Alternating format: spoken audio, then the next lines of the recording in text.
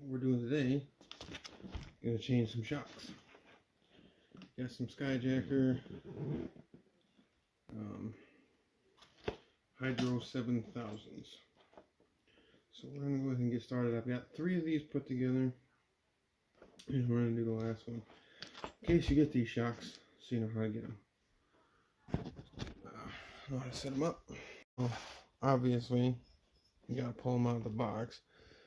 Of course, with other trucks, they might be all the same. Forget my mess here, but these ones obviously on the Dodge are double looped on the back ones, and on the front ones they've got this stud here. So we're gonna go ahead and start setting this up. So here's your shock. Comes with everything you need. The kit does.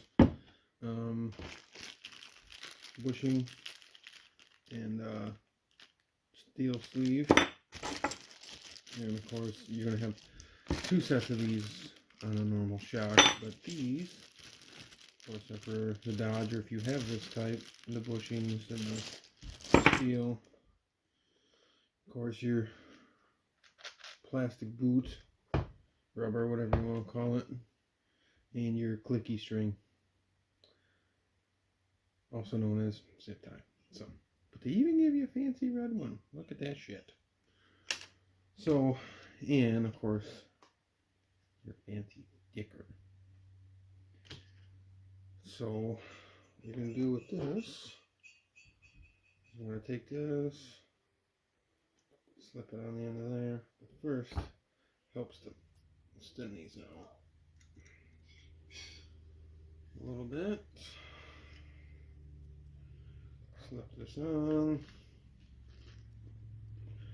Make sure it kind of goes down on this part of the shock here. So you go ahead and put that on there. And this, there's a little lip on the inside of this, like a little C-channel, whatever the hell you want to call it. It's grooved, like almost like what a snap ring would go in. So then you put that on there. Make sure that's on there real nice. So make sure, like I said, make sure your boot is good to go. So I think that'll be okay here.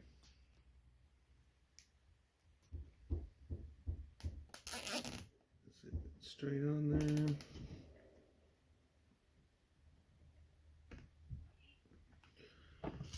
Pliers and kind of refine a little bit more.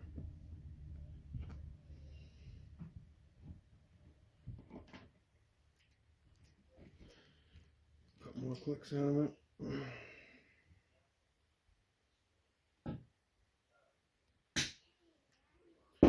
So once we got that put on there, we're gonna go ahead and put our sticky on here.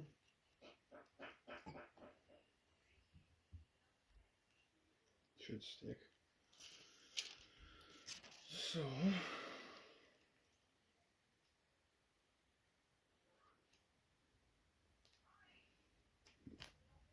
of course, if you want, you don't have to put the sticker on there. Obviously, you're not required by law to put the sticky on there. It just says SkyJacker on it.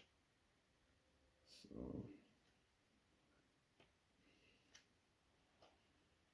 you're like I said, not like required by law to do it, but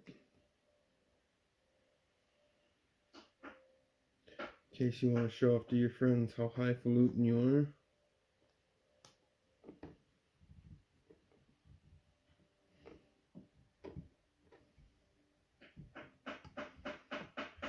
There, it's on there all pretty and such. So next, pushing here, and this next part is going to make you laugh if you have the maturity of level of me, which is a 12-year-old boy. You're going to want to take some petroleum jelly. I know. What we're going to do is you're just going to give it you a little bit here. And lube her up real nice. I know. You're putting petroleum jelly in a hole. I get it. It's hilarious. Again, if you're as mature as me. So, if you get too much on there, it's not really a big deal. You don't need like a whole crap load. And then this just gets pushed in here. And then you drive your steel pin in. But usually these will just pop right in. Oh, this one's being a pain in the ass now.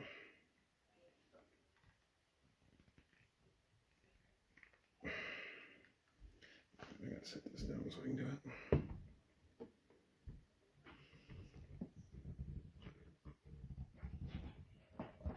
There we go. Pops in just like such. So then, same thing. Lube up your pinhole here. And like I said, if you get too much in there, it's not the end of the world. But you're better off using Vaseline because this shit will dry and dissipate, whereas like normal grease and stuff will stay in there, which I don't suppose would be necessarily the end of the world, but then again, you really don't want this rotating in that rubber bushing. So. Yeah, of course, the kid's coming over now. So,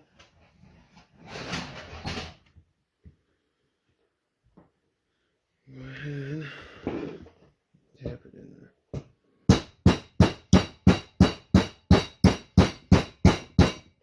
Maybe. Gotta get a little bigger hammer for this one, apparently. We'll be right back. Now we got it popped in there with our whack-em stick. So now we got all the bag of tricks here as I drop a nut. Real professional video. Real professional. So you just slip these on.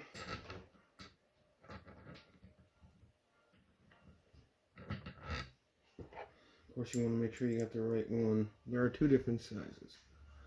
So obviously, one slides on the pin at the end of the shot. One of them is not going to fit. They need to slide down on this part. That one does not fit. This one does. So this slips right over top. And you want the curve, see how it's like cupped? You want the cups to face each other. Like that. But now take one bushing and you slip it over, and you want the rounded end down towards this like this. So then you take your other one, and we're going to do it the opposite way. So we're going to put that there. Put this on top. Same thing, like I said, cups facing towards each other. And put our nut. Now this part we're going to end up taking this part out because the shock tower is going to get sandwiched between these two bushings. So there's that. She's all set up. Ready to roll here. So now we got all of our shocks done, taken care of here. So let's go get them on the truck. Alright, so we got the front shocks put in. We're going to switch you around here and we're going to show you how I did it. They're already done, but I'll show you how you do it. Alright, so they're in real nice. All that stuff. So this side's kind of more of a pain in the ass. And especially when you got some jackass that puts the fucking brake line right here over top. But it's a pretty easy process, and the truck doesn't bounce now. So what you're gonna do is you're gonna come down here and you're gonna loosen up this bolt here for your shock. Now that is a 13/16, and there's a little wing on it, like the nut goes like this. So basically it looks like this, and then where my thumb is, it's gonna hit on something to allow you to loosen it up. Same way with tighten it. So you don't have to worry about that as long as you got 13/16 in the front of that. And then you got 3 of these bolts here. 2 on that side, which is easy to get at, and then of course you've got this one down here. This is a 15 millimeter, and you want to retorque these at 55 foot-pounds. Tech maintenance says your bottom shock bolt you want to be 100 pounds, and that's for 94, 95s. I think the later ones are like 100 and some pounds, whatever. This one here is a 3/4, and a 5/16 goes on top of that. Do yourself a favor, don't fuck around with vice grips. Go to the damn part store if you have to. If you don't have a 5/16, go to the fucking part store or something. Buy one for fucking $5, whatever. Trust me, the vice grip shit is bullshit. It'll round that fucker off, and then you'll have a hell of a time. So just spend the money, the $5 extra, and put the get a 5/16, fits right on there. So this side, obviously, you've got shit that is easy because you can take out your air box and whatnot. Now I have a K&N filter, so I don't know how your factory one is. And if you've got a 5.9, when you do take it off, it's just probably a good idea to cover up your turbo so nothing gets in there. But I'm gonna put this back in there and we'll get going on the back ones. Alright, so we got the fucking shocks done. Now we're gonna go show you this, or I'll show you now that they're all in. As before, got the front ones in. I'm glad I did, because some brain dead chuckle fuck decided to do this out in the rain. Oh wait, that was me. So we got shocks in. Put the fucking clip on the bottom because it was broke anyway. So yeah, what good that fucking did me. And I put the bottom bolt on the upper side. You can't really see it, but finally fucking struggled to get them off and back in. But she all went pretty well.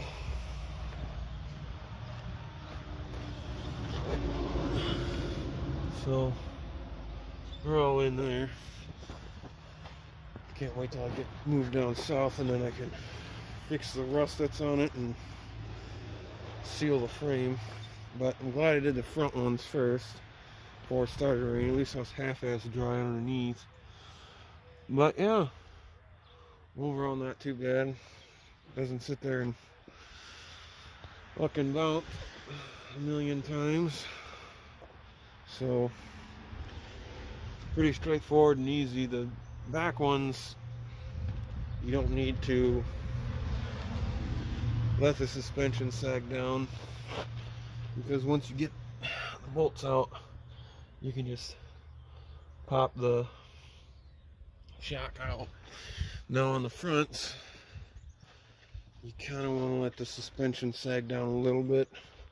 Keeps the shock from shooting up through, especially if you're replacing the shocks and they've got air ones.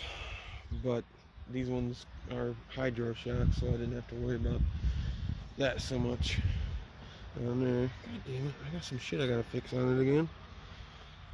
Rest here, some showing up there again. Oh well, should be going south for too long anyway, so don't have to worry about that. But anyways, so it's pretty easy, straightforward. Like I said in the earlier, you know what, you've got them bolts there that you gotta do and whatnot, and 3 there. Those ones, like I said, are 55 foot-pounds. The bottom bolt is 100 if you choose to torque them.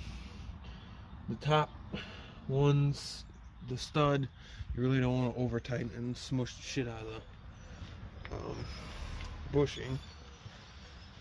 But down here, of course, your bottom one is 100, top one is 75. So if you choose to torque them down, that is. So that's gonna go ahead and wrap it up for that video. Hope you guys learned something. But hey, they're in and they're ready to go. They're fairly simple if you've got the tools to do it. So as long as you've got a 3/4, 5/16, 15, and a couple 13/16, you'll be able to get her all done. So yeah, that's gonna go ahead and wrap it up for the video on this unit. Like I said, this is a 94. It's gonna be the same pretty much all the way across the board as far as second gens go, but the early ones, the 94s and 95s, have a different torque spec. So like I said, this one's a 94. So alrighty, hopefully you guys enjoyed the video, and it's pretty easy, pretty simple to put shocks on this thing. So alright, have at it. That's what you gotta do. Being a Wisconsin truck, it really wasn't that terribly bad as far as rust. Of course, it did come from Texas. It's only spent a few years here, so that helps. If you live in a southern state, the job will probably go quicker. So alright, we'll catch you next time we're working on this unit.